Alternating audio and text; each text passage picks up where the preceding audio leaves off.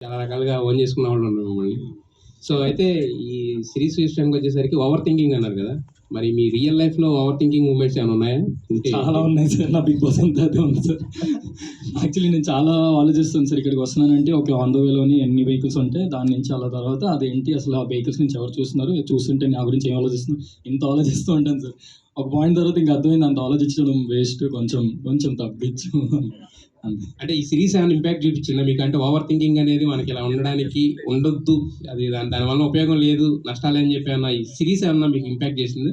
Actually series అంతా దాని గురించే sir.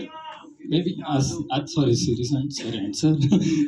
Cinema sir, cinema cinema sir. ఇది వెబ్ ఫిల్మ్లోని మొత్తం అంతా ఓవర్ థింకింగ్ మీద ఉంటుంది సార్. కానీ యా, ఆ ఓవర్ థింకింగే ఫన్ సార్ ఈ సినిమాకి. అయితే మీరు ఏం ఓవర్ థింకింగ్ అనే దాని మీద రాయాలని మీకు థాట్ ఎందుకు వచ్చింది? అంటే మీరు కూడా ఓవర్ థింకింగా లేదా? సార్ యాక్చువల్లీ ఇది నా లైఫ్లో జరిగింది సార్. సో ఇప్పుడు నేను అది షేర్ చేసుకోలేను కానీ బట్ ఇది నా లైఫ్లో జరిగింది సార్. నేను ఆ వెయిట్ చేశాను. సో సో ఆ ట్రూ ఇన్సిడెంట్స్ నుంచే నేను రాసుకుని కదా సార్. ఇది మీరు షేర్ చేసుకోలేని విషయాలు కూడా ఉన్నాయా? ఇన్ని షేర్ చేశారు ఇంతకుముందు. అయితే ఇందాక షన్ను గారి గురించి చెప్తూ ఒకటి అన్నారు. యాక్చువల్గా ఆయన ఒక చిన్న సీన్ చెప్పాను. ఆయన వచ్చేసి ఏం గుర్తు తెచ్చుకున్నారు అని చెప్పేసి చేసి వెళ్ళిపోయారు సింగిల్ టేక్లో. అని ఏం గుర్తు తెచ్చుకున్నారు సార్? మీకు తెలియని ఉంటాయి సార్.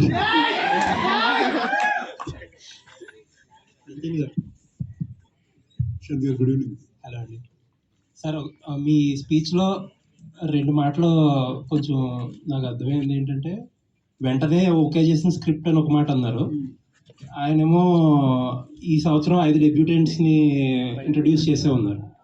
సో బేసిక్గా ఈటీవీ విన్ అనేది కొత్త వాళ్ళకి ఒక ప్లాట్ఫామ్ కింద అర్థమవుతుంది. మీరు చెప్పిన దాన్ని బట్టి అర్థమవుతుంది. అసలు ఒక కొత్త వాళ్ళు అప్రోచ్ అయితే ఎలా అప్రోచ్ అవ్వాలి, ఎన్ని లేయర్స్ ఉంటాయి? అంటే ఇమీడియట్గా ఓకే అయ్యింది అన్న మాట అన్నారు కదా, అసలు ఎన్ని సిట్టింగ్లు పడుతుంది, ఎన్ని లేయర్స్ ఉంటాయి, ఎవరెవరు ఓకే చేయాలి, ఏంటి అసలు?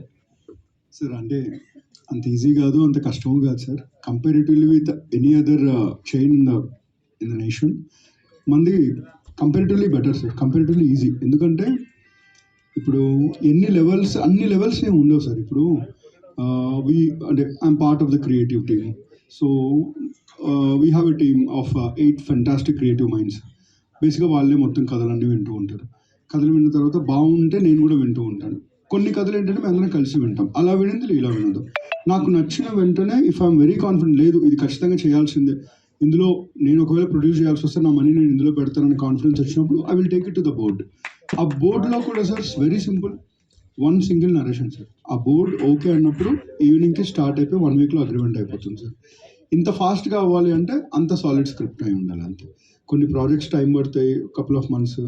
కొన్ని ప్రాజెక్ట్స్ 1-2 డేస్లోనే అవుతూ ఉంటాయి. ఇది అలాగే అయింది. 1 మంత్ బ్యాక్ రాజు వెడ్స్ రాంబాయిని వేణుడుగుల గారితో చేస్తుంది. అది కూడా single sitting. 90s single sitting. ఇంకా 90s అయితే అంటే I'm not mentioning any names, but ప్రతి ప్లాట్ఫామ్లో తిరిగిన కదా, ప్రతి platform you name it they had it. But ఎవరికి అంటే they couldn't recognise the value. So అలాంటప్పుడు ఆ డైరెక్టర్ ఇంకా ఫెడప్ అయిపోయి ఆ టైంలో ఉన్నప్పుడు వివర్ లక్కీ ఇనఫ్. అదే టైంకి మేము మీట్ అవ్వడం, ఇమీడియట్గా 1 వీక్లో వీ రోల్డ్ ఇట్ అంతే. It depends on the script. So creative involvement కూడా ఉంటుందా? అంటే ఇది బాగాలేదు, ఇది చేంజ్ చేసుకుంటే తీసుకుంటాం, అలాంటివి కూడా ఉంటాయా? ఇన్వాల్వ్మెంట్ ఉంటుంది సార్, ఇంటర్ఫిరెన్స్ ఉండదు. ఇన్వాల్వ్మెంట్ ఖచ్చితంగా ఉంటుంది. డైరెక్టర్ మీద ట్రస్ట్ సార్. అండ్ ఖచ్చితంగా ఉంటుంది సార్. ఎందుకంటే మేము అకౌంటబుల్ కదా టు ఎవ్రీ పెన్నీ. బికాస్ మీరు యావరేజ్గా ఏ సినిమా తీసుకున్నా కానీ కోట్ల రూపాయల వ్యయం ఉంటుంది. సో ఖచ్చితంగా మీరు డౌట్స్ అడుగుతాం, అంతేగాని డైరెక్షన్ చేయం సార్. డౌట్స్ అడుగుతాం. ETV win as a platform ఏదన్నా ఒక ఫినిష్డ్ ప్రోడక్ట్ తీసుకొస్తే దాన్ని చూసి ఓకే చేయడం అనేది ప్రిఫర్ చేస్తుందా, లేకపోతే ఎవరన్నా వచ్చి ఒక కాన్సెప్ట్ ఇస్తే మీరు ఇంత బడ్జెట్ ఇచ్చి చేయమని అది ప్రిఫర్ చేస్తుంది ఎక్కువ? Any day originals sir. Any day అంటే ఇప్పుడు కథగా వచ్చినప్పుడే ఆ డిస్కషన్స్ ఉంటుంది, దాన్ని అర్థం చేసుకునే విధానం, ఆ కిక్ వేరు సార్. ఎప్పుడైనా బిగినింగ్ ఫ్రమ్ స్క్రాచ్ కిక్ వేరు. కంప్లీట్ అయిన ప్రోడక్ట్ అంటే it is your more like an audience అంతే. ఒక వ్యూవర్లో చూసి ఈజీగా జడ్జ్ చేసేస్తారు, మీలో జడ్జ్మెంట్ వచ్చేస్తుంది బాగుంది లేదు. అదే కథ అనుకోండి, ఏది బాగుంది, దాన్ని ఎలా బెటర్ చేయొచ్చు, it will be a very good discussion. So we always prefer originals over acquisitions. Thank you. Shanmukh గారు సార్ సరే, ప్రతి మనిషి జీవితంలోనూ ఒక ఎక్కడం దిగడం 2 ఉంటాయి. మెట్టు ఎక్కుతాం, మెట్టు దిగుతాం. అవును సార్. సో మీరు ఇందాక కొంచెం బాధపడ్డారు. సార్ సో బాధపడడం పక్కన పెడితే మీకు మీరు ఏం మారారు ఆ ఇన్సిడెంట్ల తర్వాత?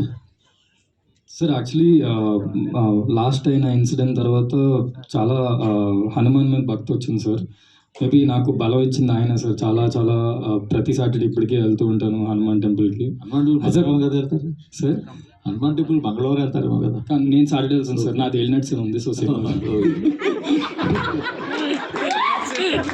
అంటే హనుమాన్ ప్లస్ ఏలినాడు ఏలినట్స్ సార్. అందుకే సార్ నిజం సార్.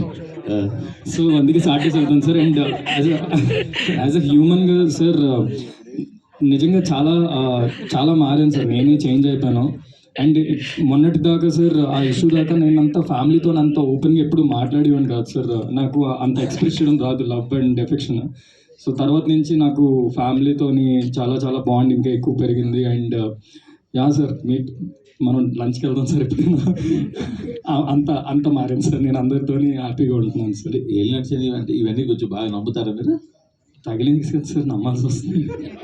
తగిలిన తర్వాత ఏలినాడు శని తెలిసిందా? ఏలినాడు శని తెలిసిందా తగిలిందా? సార్ ఏలినాడు శని గురించి తెలుసుకున్నాను సార్. తగిలేదు సార్. అప్పుడు అది హైలైట్ అయింది సార్ బ్రెయిన్. ఓకే ఇది ఉంది, జాగ్రత్తగా ఉండాలి. సాయి గారు